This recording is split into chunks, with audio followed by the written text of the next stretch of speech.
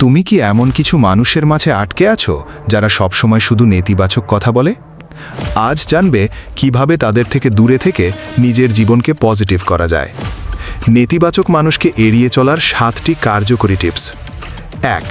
সীমা নির্ধারণ করো। কতটা সময় কাটাবে আগে থেকে ঠিক করো। প্রয়োজনে ভদ্রভাবে না বলে দাও। 2. নিজের এনার্জি রক্ষা করো।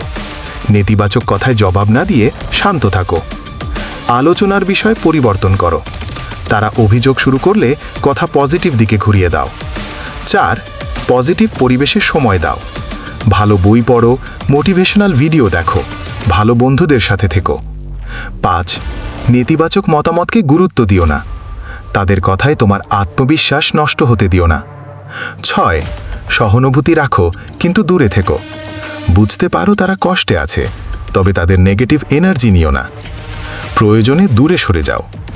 মানসিক শান্তি নষ্ট হলে সাহস করে দূরত্ব তৈরি করো।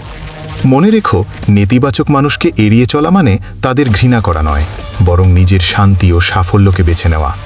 যদি ভিডিওটি ভালো লেগে থাকে, শেয়ার করো আর নিজের জীবনকে পজিটিভ এনার্জিতে ভরিয়ে তোলো।